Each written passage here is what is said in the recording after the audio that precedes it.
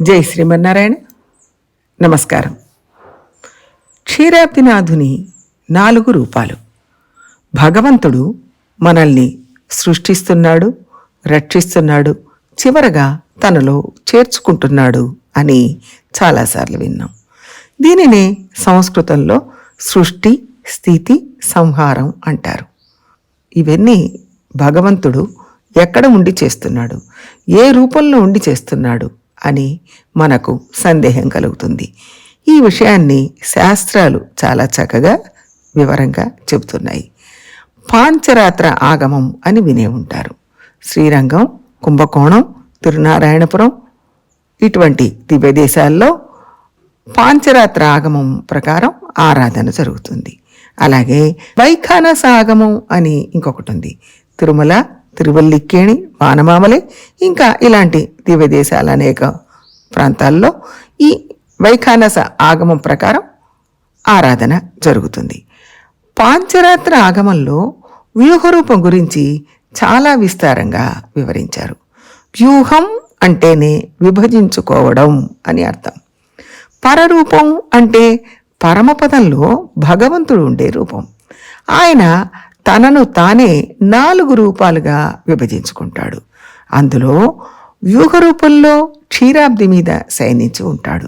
వాసుదేవ, సంకర్షణ, ప్రద్యుమ్న, అనిరుద్ధ అని 4 రూపాలుగా విభజించుకొని సంహార, సృష్టి, స్థితి కార్యాలను నిర్వహిస్తాడు.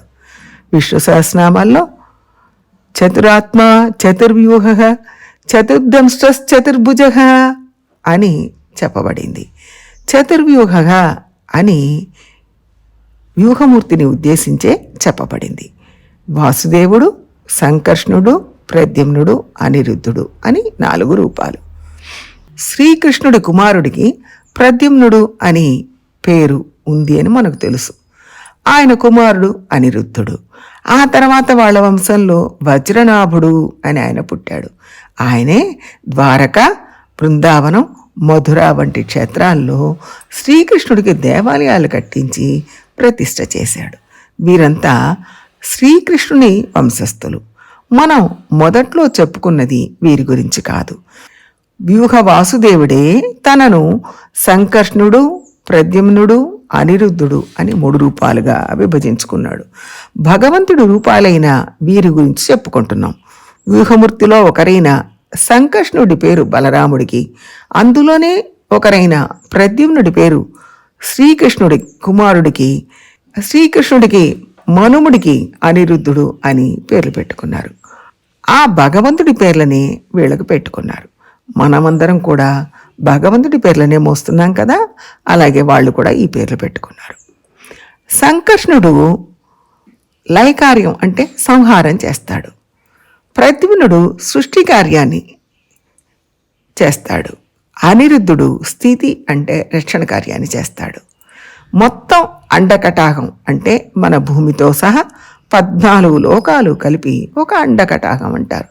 ఆ అండకటాహం కింద భగవంతుడు ఆదిశేష రూపంలో ఉండి ఈ భారాన్నంతా మోస్తూ ఉంటాడు. ప్రళయకాలం వచ్చినప్పుడు ఆదిశేషుని నోటి నుంచి అనిరుద్ధుడు బయటికి వచ్చి సంహార కార్యాన్ని నిర్వహిస్తాడు అని విష్ణు పురాణంలో చాలా వివరంగా చెప్పారు. ఈ 3 సృష్టి, రక్షణ, సంహారం మాత్రమే కాక మరో 3 కార్యాలను కూడా నిర్వహిస్తారు. సంకర్షణుడు లోకానికి వేదాలను ఇస్తాడు, అంటే శాస్త్రాలను ఇచ్చేవాడు. దానినే వేద ప్రదాకృత్వం అంటారు. ప్రద్యుమ్నుడు ఆ వేదంలో చెప్పబడిన ధర్మాన్ని లోకంలో ప్రవర్తింపచేస్తాడు, అంటే ధర్మ ప్రవర్తకత్వం చేస్తాడు. లోకంలో ధర్మం నిలబడడం కోసం మనుష్యుల్లో ధర్మచింతనను ప్రేరేపించి పుణ్యకార్యాలు చేయిస్తాడు. అలా చేసిన పుణ్యకార్యాలకు ఫలితాలను ఇప్పించేవాడు అనిరుద్ధుడు, ఫలప్రదాత. క్షీరాబ్దిలో వ్యూహవాసుదేవుడు, సంకర్షణుడు, ప్రద్యుమ్నుడు, అనిరుద్ధుడు శేషతల్పం మీద శయనించి ఉంటారు. అక్కడే దేవతల కోరికలను వింటారు. మనలాంటి వాళ్ళం అక్కడికి చేరుకునే అవకాశం లేదు, మనం వెళ్ళలేము.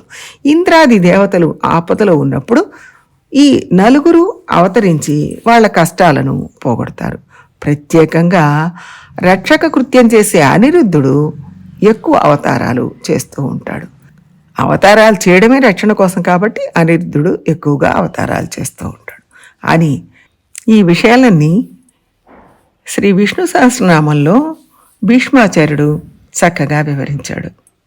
ఇంకా కొన్ని విశేషాలని ఇంకో రోజు తెలుసుకుందాం. జై శ్రీమన్నారాయణ.